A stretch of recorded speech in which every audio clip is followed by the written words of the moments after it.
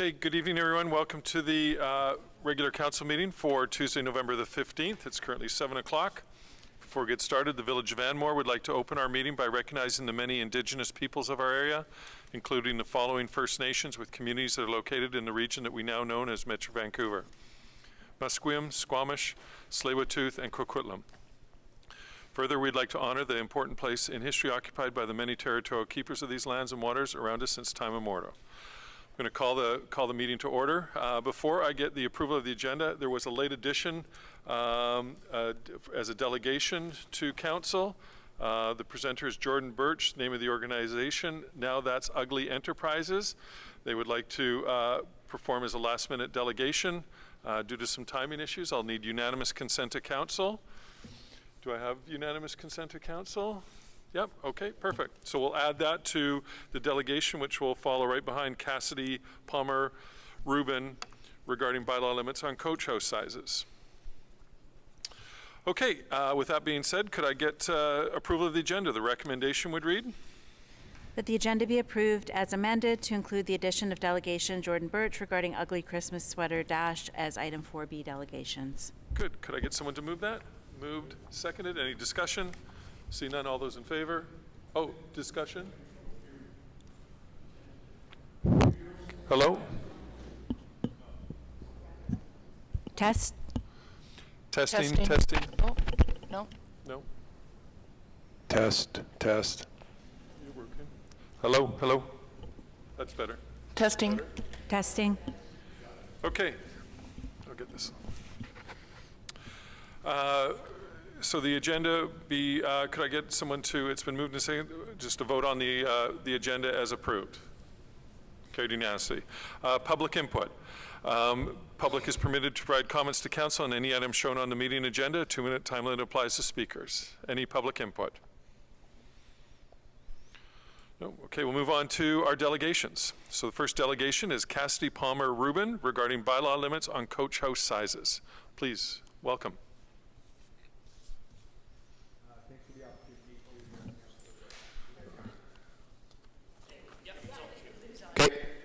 There we go. Thanks for the opportunity to address council today. My name is Cassidy Palmer Rubin, and our delegation includes myself, Karen Palmer, and Peter Rubin. We live at 708 Spence Way in a house that we built in 2006. We're here today because we're interested in possibly building a coach house on our property. However, the bylaw and RS1 zone-specific requirements relevant to coach houses limit our options. Allow me to explain. The zone-specific requirement for RS1, which supersedes the zoning bylaw, states the maximum floor areas of all accessory buildings is restricted to a maximum of 25% of the principal building, to include any enclosed and attached parking, up to a maximum of 150 meters squared, where the accessory structure contains a coach house. In our case, the zone-specific requirement imposes a hardship on us by limiting us to a relatively small coach house of 88 meters squared, because our principal residence plus garage is smaller than many houses in Anmore. The average size of 10 houses currently for sale in Anmore is greater than 500 meters squared, which is approximately 30% larger than our principal residence. The 25% limit in the zone-specific requirement disadvantages smaller principal residences by limiting us to a smaller coach house than what is permitted for A, those who have a larger principal residence, and B, by the zoning bylaw. From the perspective of preserving green space, the zone-specific requirement for RS1 is inconsistent. Larger homes already occupy a greater amount of the green space on the lot than do smaller homes. The zone-specific requirement allows larger homes to build larger coach houses, but disadvantages smaller homes by only permitting smaller coach houses. Since the zone-specific requirement for RS1 supersedes the zoning bylaw, we ask that council revisit the zone-specific requirement and consider amending it to remove the restriction of 25%. This would more closely align the maximum floor area permitted by the zone-specific requirement of 150 meters squared with the maximum floor area permitted in section 6.3.3 of the zoning bylaw, which is 130 meters squared. I enjoy living in Anmore, but even with a well-paying job, it's extremely difficult to get into this housing market. This change would enable at least some young professionals who grew up in Anmore to remain here, bringing diversity, vitality, and sustainability to the community. Thanks for hearing our concerns, and we're happy to answer any questions. Good. I just wanted to compliment you on your presentation right off the bat. Thank you. This was definitely not the intent of when we redid the zoning bylaw, which was 5 years ago. Yeah, it was actually to increase carriage houses to make them more family oriented. So I'm glad that this is coming to light, and obviously that we need to make some changes about it because we never had this before. It's always been trying to limit the size within a within reason.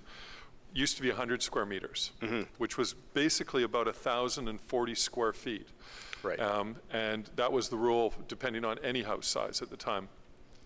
And we realized that from the demand when we did the zoning thing that people they needed another bedroom to actually make it functional as a living quarters for a young family. And so we thought we raised it from 14 to 50, but we got into a real challenge with garage spaces as well, because what was happening quite often is that and if you go around to some of the older coach houses, they no longer have any garage space because that's been converted into livable space. Right. So we had a challenge because extra bedrooms were getting added to a septic system that couldn't facilitate it. So we tried our best to do it, and by limiting the garage space to go with the 1,450 square feet, which is what the ideal plan was.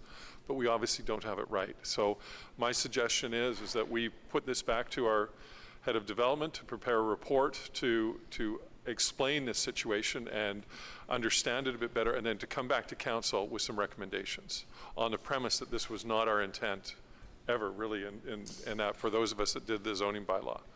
So with that being said, I would can we just give direction, or do you need a resolution of council?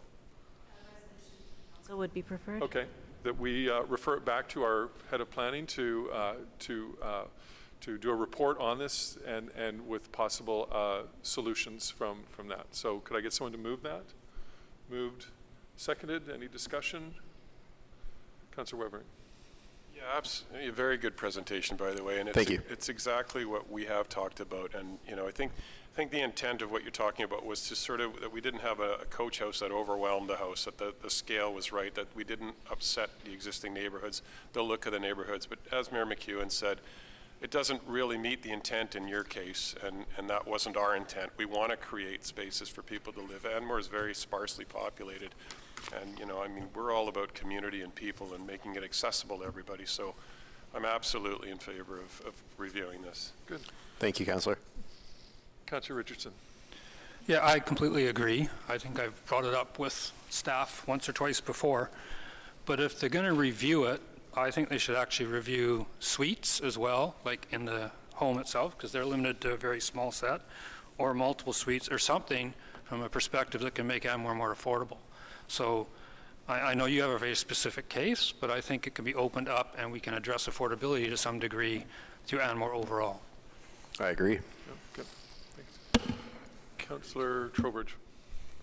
Yeah, I'm on that page as well. We were trying to do the right thing, and you've highlighted that we missed a little piece. That 25% is the limiter for you, and we don't want that to be a limiter. So, I'm eager to see the study on it.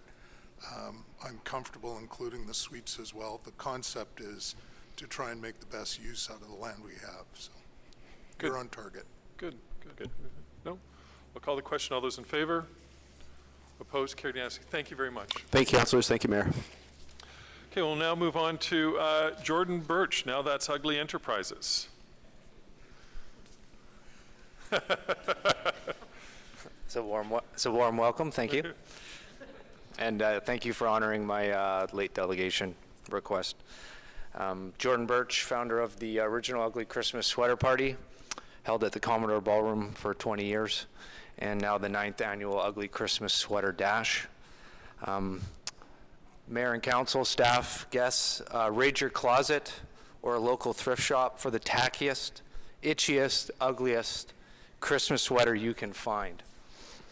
Pair it with spandex and get ready for the most fun you can have with your knitwear on.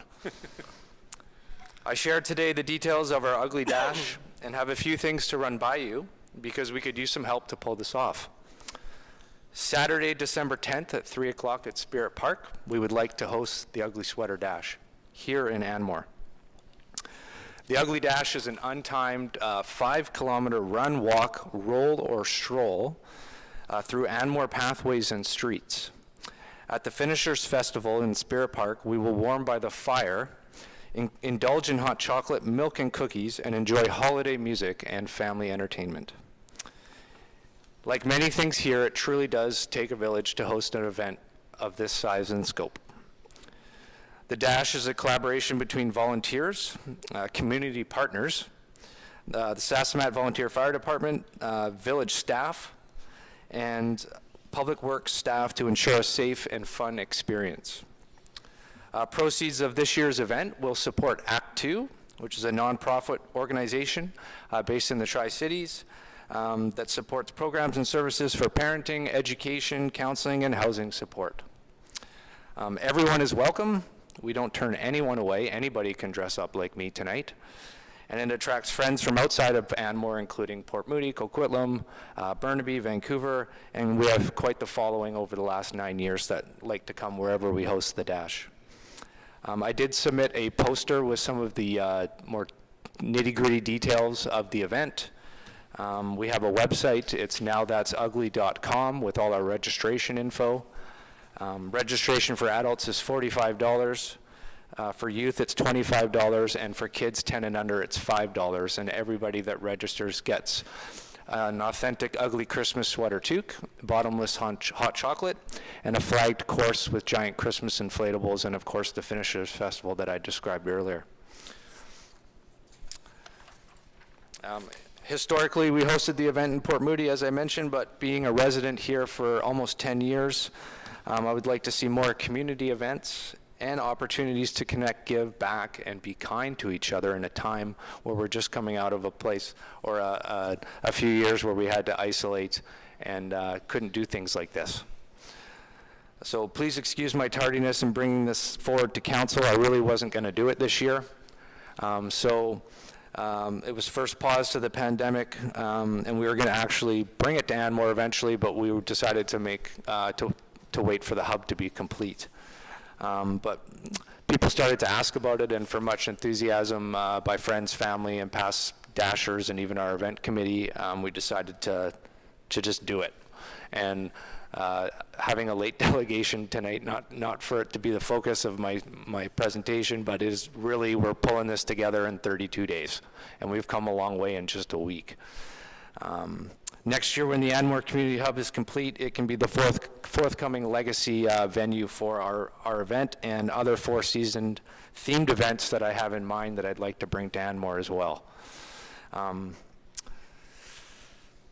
I must take this opportunity to express my gratitude to staff who have fielded a lot of inquiries over the last week in order to pull this off with permitting and venue rental and logistics and involving some of the stakeholders that I already mentioned.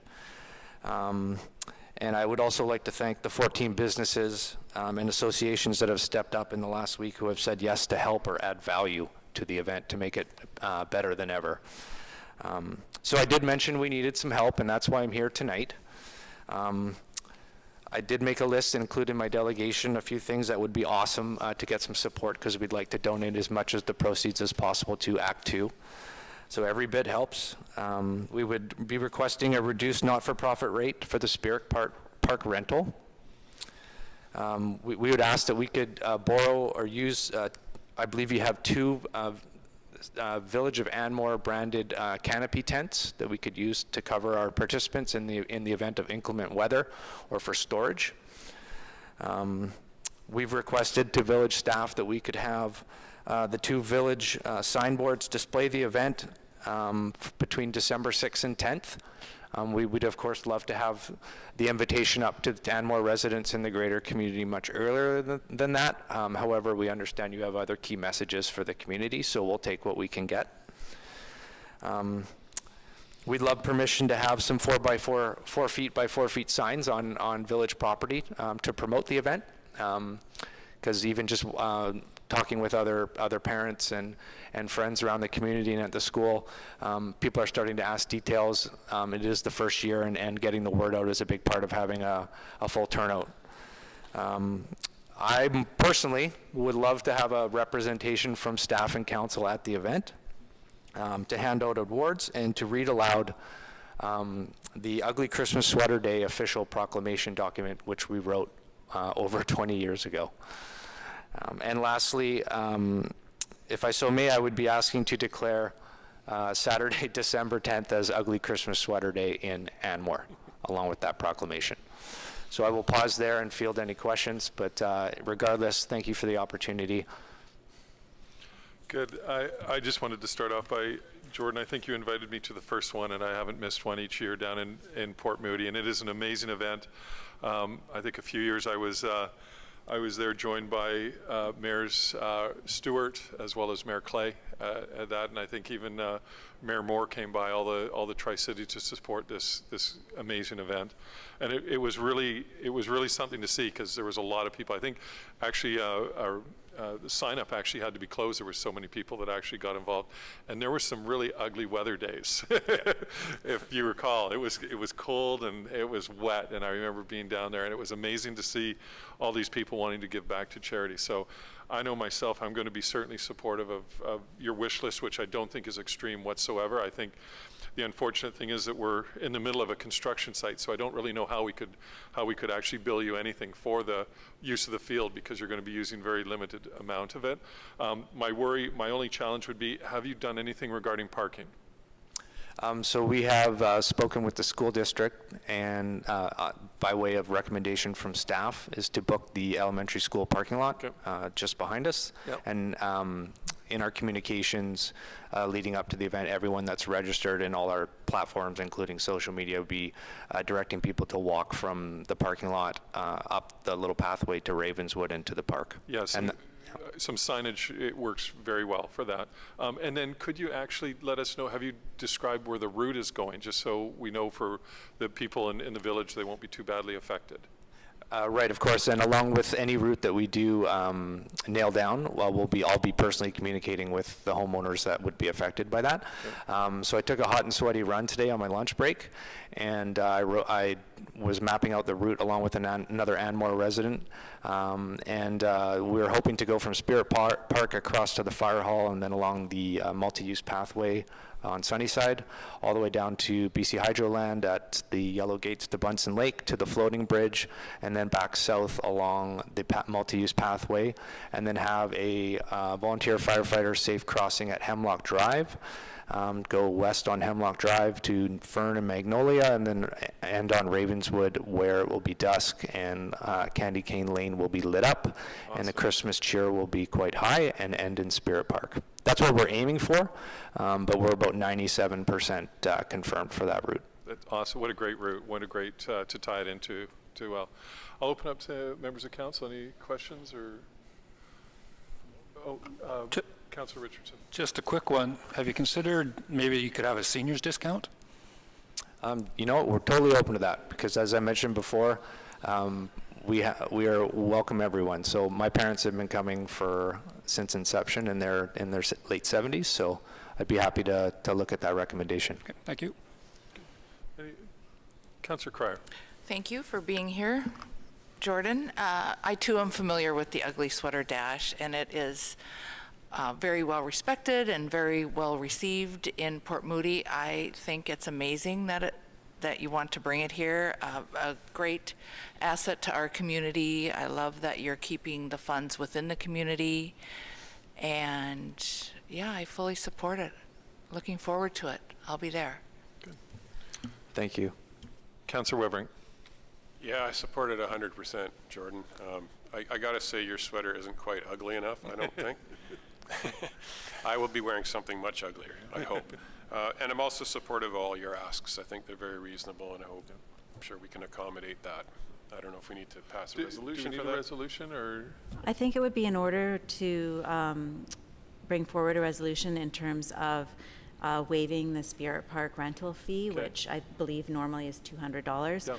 And certainly if council would like to consider proclaiming December 10th as Ugly Christmas Sweater Day in Anmore, and just generally of being supportive of the in-kind support in terms of the signboard and allowing the signage and canopy tent usage for the day. Yeah, let's, we have another council meeting before the end of the year, so let's, at that point, before the event, we'll declare Ugly Sweater Day Perfect. as Saturday, December the 10th, and it starts at 3 p.m. 3 o'clock, yep, Yeah, and it'll good. go till 5:30. Good, so we're going to need some coordination with Public Works regarding the fire pit, firewood, signage, and then you'll take care of your own signage, and if we can, just make sure that the signage is down the following day and that, so sorry, Councillor Trowbridge. Yeah, so all of the asks are very reasonable. I'm really glad that you're showing this kind of spirit and bringing this to us. It's awesome. But I would like to add that if there's anything that pops up that's not on your list, don't wait for a council meeting. Reach out to one of us and talk to us and see if we can't help out. Good, Thank you. good, good. Okay, with nothing we say, all those in favor of supporting the Ugly Sweater Christmas Dash and the ask? Carried unanimously. Thank you very much. Thank you, Jordan. Thank you.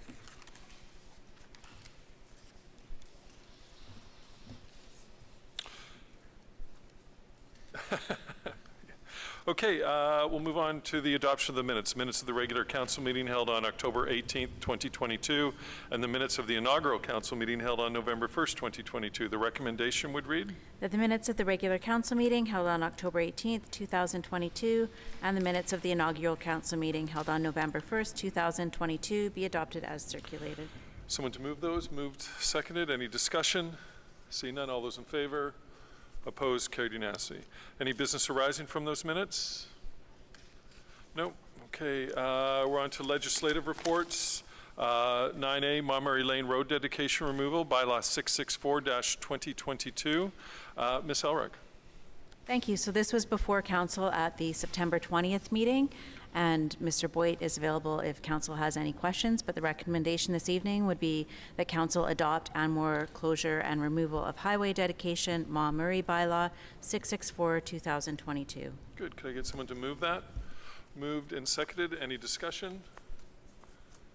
Councillor Richardson.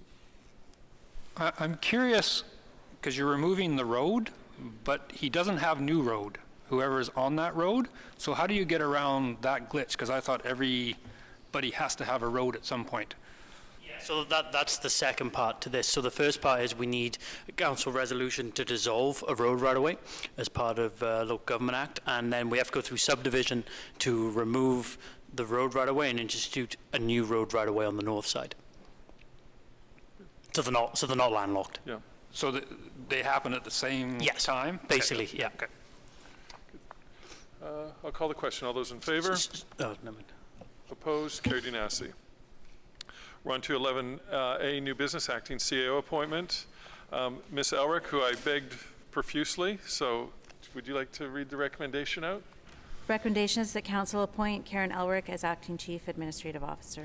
Can I get someone to move that? Moved, seconded, and I just wanted to provide a comment. I thank you very much for stepping in. It was very much appreciated, and thank you. Any other questions, comments? Councillor Weber. One question.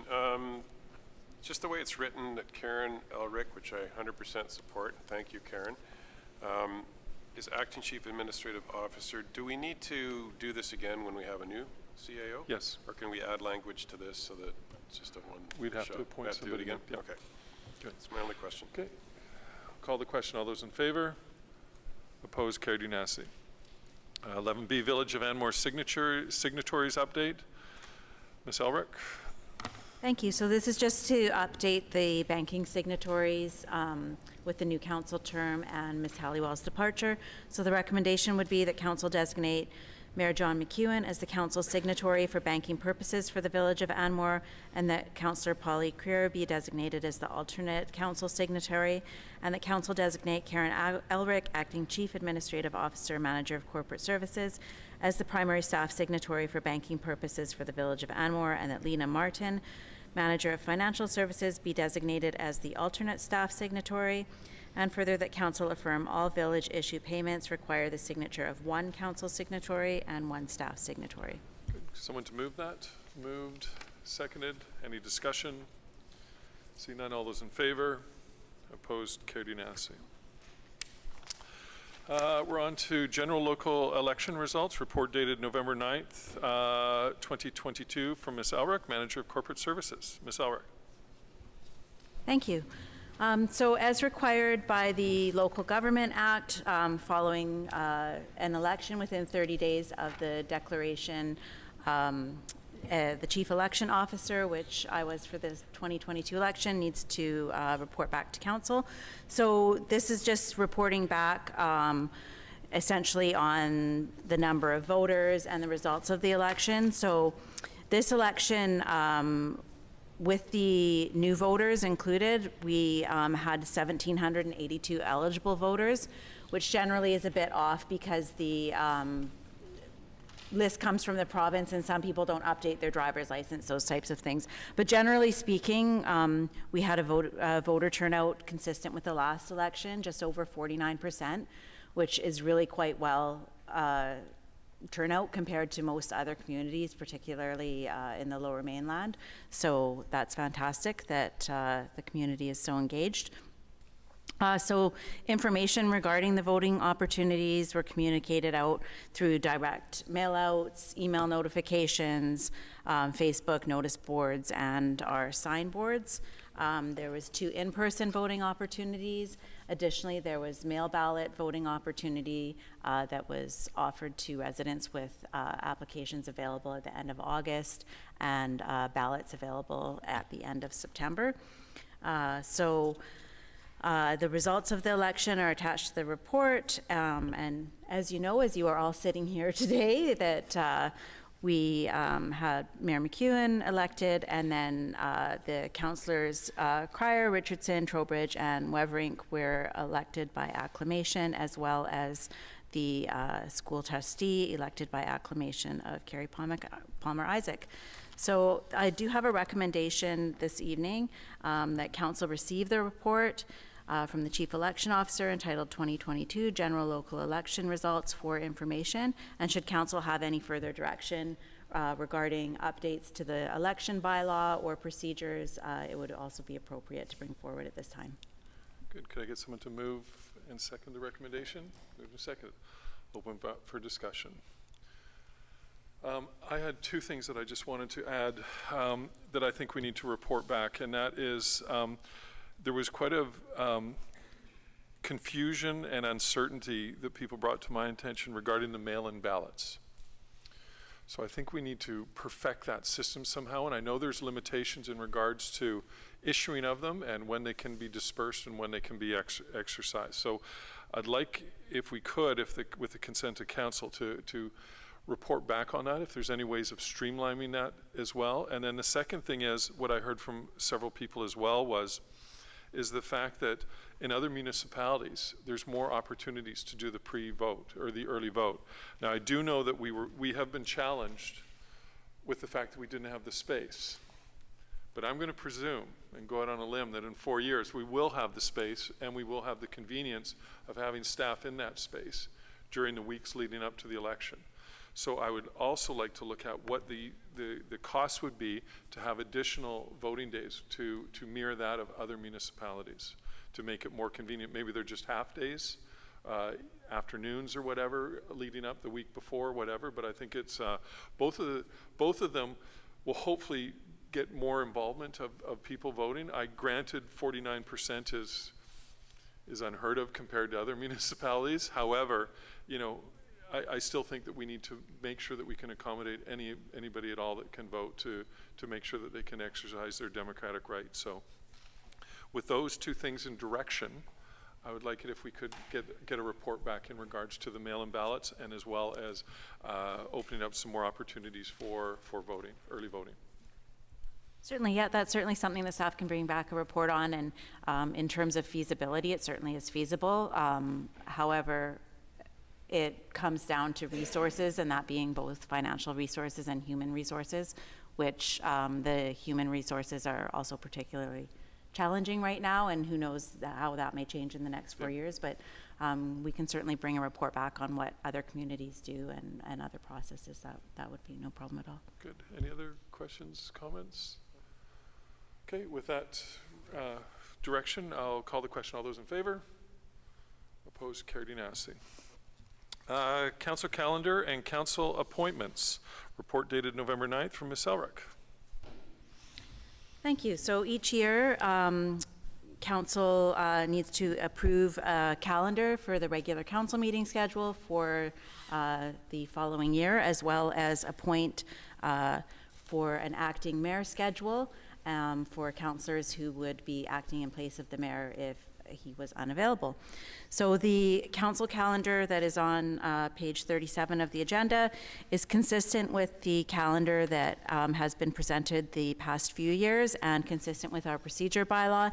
A couple of small changes, which we also did last year in January, of just having one meeting in January, and that's partly due to the closure of the Village Hall over the Christmas holidays and there not being much business or time for staff reports to come back. So that's one meeting in January. The rest of the schedule goes with our typical schedule of first and third until we reach September. And there has been a shift proposed in the September schedule to move the meetings to the second and fourth week. And that's just to align with the Union of BC Municipalities Convention, which will be in Vancouver this year, which is typically attended by council and senior management staff, so that they are able to do so. And then lastly, in December, as we have scheduled this year, we just scheduled one meeting, and of course that gives council the flexibility if there is other business at hand before the end of the year, that they can just schedule another special council meeting for another Tuesday or date that they would see suitable. So the recommendation before you would be that council approve the 2023 council calendar as attached to the report dated November 29th, 2022 from the Manager of Corporate Services, and approve the following acting mayor schedule for 2023: November, December, January, Councillor Creer; February, March, April, Councillor Richardson; May, June, July, Councillor Trowbridge; and August, September, October, Councillor Wevering. Someone to move that? Moved. Seconded. Any discussion? See none. All those in favor? Opposed? Carried unanimously. Thank you. We'll now move on to 11E, which is the amendment to Policy 8 in regards to purchasing. Report dated November 10th, 2022 from Ms. Martin, Manager of Financial Services. Ms. Martin. Good evening to Mayor and Council this evening. I'm here to propose an amendment to update the Policy 8 purchasing. The village must comply with the applicable trade agreements that have been signed. These agreements generally state that goods, services, and construction over certain dollar values are posted publicly. The New West Partnership Trade Agreement requires open and non-discriminatory procurement where the anticipated costs are at or above established threshold levels. So the New West Partnership Trade Agreement is set at $75,000 or greater for goods, services, and then $200,000 or greater for construction. BC is part of the NWPTA and the Canada Free Trade Agreement. However, NWPTA has lower procurement thresholds and allows fewer procurement exceptions than the CFTA. There is also a limit on expenditures with the Community Charter under Section 173. Council last approved an amendment to the Policy 8 in 2016. The purchasing policy was to establish governing principles and practices for procurement activities for staff and council. An amendment was initiated after a review of member municipalities' procurement policies and current trade agreement limits. There's a sample of some municipalities that had their procurement limits posted online. It is the recommendation of staff that Policy 8 purchasing be amended to reflect the following for the Village of Anmore: that the CAO authority limit be set to $75,000 to match the trade agreements for goods and services of $75,000, a manager limit of $25,000 so that staff may procure goods without council approval, and a staff limit, a smaller staff limit of $10,000. They would still require the supervisor's approval to do that. This is in part due to the village's bi-monthly payroll, which is now starting to go over the current CAO limit under the 2016 procurement policy. So we have an option available if council would like to hear it, that council approve policy 8 purchasing as amended and attached to the report dated November 10th, titled Amendment to Policy 8 Purchasing, or another amended authority limit that council would like to choose. Good. Well, let's go with the recommended option. Could I get someone to move and second the moved? Second, I'll open up for discussion. Councillor Richardson. I realize a lot of this is driven from the province and higher, and specifically the Community Charter, Section 173. And that section refers to the financial plan. This procurement thing refers to the budget, which is a financial plan. I think the two should use the same language, or there should be something added to the policy that says budget refers to financial plan, to make it clearer. Thank you, Councillor. Under the policy, this is just the report, but under the policy, it does refer to the budget and financial plan. When it's stated over $75,000, it says as budgeted, and then it also requires the signature of the staff that has the approving limit. Good. Any other questions or comments? I'll call the question. All those in favor? Opposed? Carried unanimously. Thank you, Ms. Martin. Okay, council committee appointments, verbal update on council committee appointments. Talking with Ms. Elric, we're going to keep status quo on all the committees. Currently, we don't have anything any pressing business right now, and then we'll be doing the new recruitment in the new year, and just keeping it at with, normally the committees would meet, but they won't be meeting over Christmas right now, and also we have the challenge of where we're going to meet right now with the Village Hall in limbo. So we're going to do a fresh recruitment drive, and we'll establish in the committees in the new year. So that's that. Okay, I'll move on then to the mayor's report.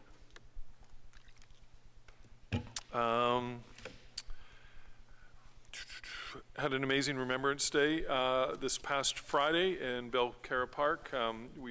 Anmore provided a wreath for the ceremony. It was very well attended by a lot of people. It was cold, as per usual, but we didn't have any rain, and it was amazing to see the scouts and everybody out there, and also the fire department, who was well represented as well, and members of Belcara as well. So it was a really great Remembrance Day. Council will be starting their orientation. We'll be commencing in the coming days. It's about a three evening thing where we go through legal aspects, we go through the community charter, those sorts of things. Our CAO recruitment started tonight. We had an interview. We had 21 applicants. We've narrowed it down to 3 that have had some local government experience, and we're interviewing those, so that will continue in the next week and into next week. This past Thursday, I attended or was it Wednesday? I attended the Home Builders Association of Vancouver dinner in Burnaby with Councillor Cryer and Councillor Weberink were there, and then I went off to the Stool District 43 inauguration, which was a really nice event in their new facility. This Thursday, I will be attending the inaugural Mayor's Council meeting for TransLink. That will get started soon, and then I just wanted to also bring residents up to speed with the salting versus brine. We were hoping to provide brine this year in regards to taking care of the salt and ice on the roads. Unfortunately, we're not going to be able to do it. We don't have the room down in the public works yards as it currently sits to be able to facilitate this, and it's going to require a bit of infrastructure that's going to need to be purchased to be able to mix the brine, to be able to load it into the trucks, and to be able to carry a container of sufficient size so that as we are priming new brine, we can make a batch so that it will last a whole weekend. So there's going to be significant costs in related to this in regards to some equipment as well as trucks and that, but we want to get something that's interchangeable between all the trucks. But all the equipment is in great condition. We have 4 different plows now that can plow roads, so we won't be at the mercy of Port Moody as we have in the last where plows have gone down and that. And it looks like from the start of things that we're going to be in for a bit of a winter this year. The brine is very popular now, and people are starting to realize the damaging effects on the salt on some of the local tributaries and streams. So we want to get to the brine, and we're going to be pushing for it to be in place hopefully by next year. So, but there will be significant costs with that. So anyway, that's all I had. I'll move it over to the councillor's report. Councillor Weverink. Yeah, I also attended the Remembrance Day in Belcara. It's always nice. The Power Squadron puts it on. Also attended the School District 43 inaugural meeting, which was great in the new facility.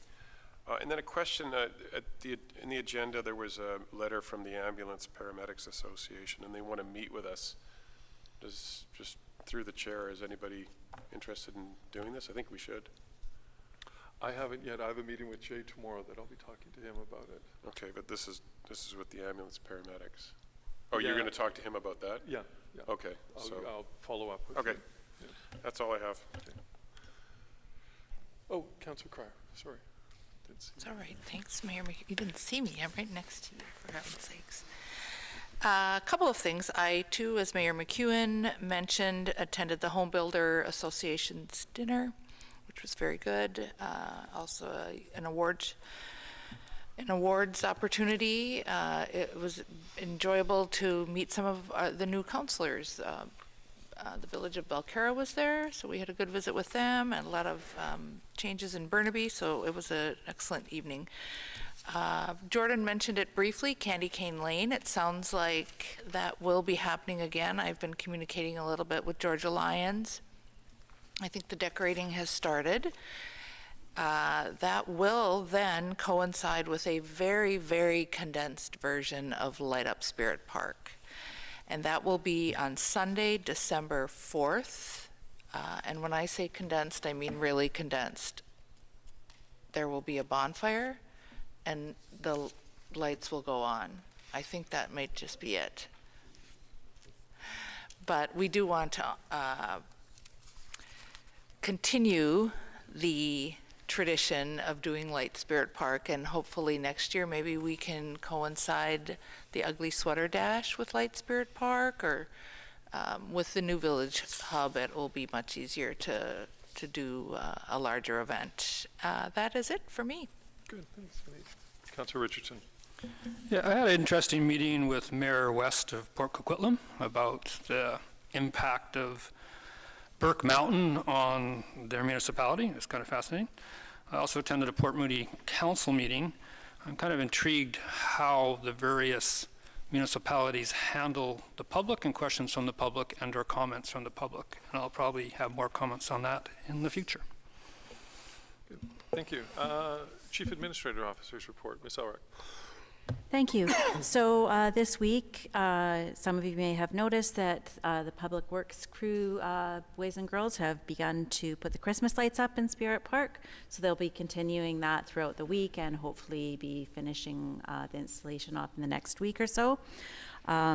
Also, we are very happy to have welcomed our new communications coordinator, Brooke Hovey, to the team this week, and she will be more forward-facing communications as we scale back some of the consultant work that Therese Michelson has done for us in the past years, and will continue to in some manner. So you'll see some new things coming out in terms of communications.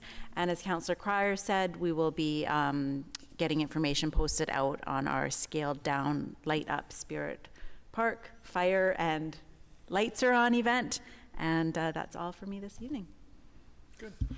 Okay, we have some information, we have no information items. We have some general correspondence, board and brief, communications from the Ministry of Children and Family Development, the ambulance and paramedics, which I'll be discussing with Jay tomorrow. So I'll open up now to public question period. Public is permitted to ask questions of council regarding any item pertaining to village business. 2-minute time limit applies to speakers.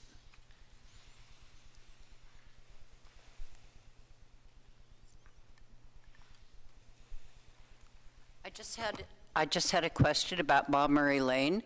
On the drawing, it shows Bob Murray Lane coming out to the intersection of Sunnyside and East Road. And I think at the last meeting or the one before, you mentioned something about a roundabout. And wasn't that originally supposed to be a roundabout? So is it going to be a four stop sign intersection? Yeah, I can answer that. So it's not planned to be a roundabout. The volume doesn't really dictate the roundabout. However, I did make a mistake within my report, which Councillor Richardson pointed out to me after the report. In the report, I talk about a four-way stop. It will not be a four-way stop. It will still be in the current condition of the stop at East Road, and so through on Sunnyside. Thank you. Yep. Any other questions?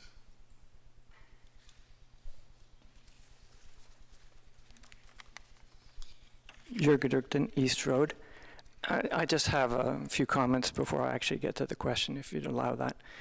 About 3 weeks ago, Dr. Theresa Tam, Canada's Chief Public Health Officer, announced, and I'm going to quote, "Climate change is the largest health threat facing people in Canada and around the world," end quote.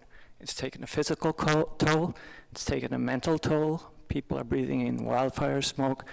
They suffer heat waves, heat domes. People are dying. And of course, our wildlife suffers too from floods and fires. Young people are suffering from widespread anxiety and depression. So my question actually is to Mayor and each of council, if I'm permitted to do so, what are you doing in your own life to help mitigate the effects of climate change? Thank you. We're here as mayor and council, not our own personal lives, so I'll answer it on behalf of the village. We've escalated our building code to step code 3. We're going to be purchasing an electric vehicle which will facilitate our building inspections, and also we're looking at ways to limit people having to leave the village as well. So those are some of our long-term goals. Just as a follow-up comment, Dr. Theresa Tam was interviewed on CBC Radio and asked that question, what are you doing in your personal life? And she answered things like, I ride bicycles, and even though she's quite public, I don't eat meat, she's a vegan, these sorts of things. Is that not appropriate to ask? No, I'm happy for her for doing that, but I'm not going to be commenting personally. Okay, thank you. Okay. Any other questions? Public question period? No? Move to adjourn. Move seconded. All those in favor? Opposed? Carried unanimously. Thank you everyone for coming out.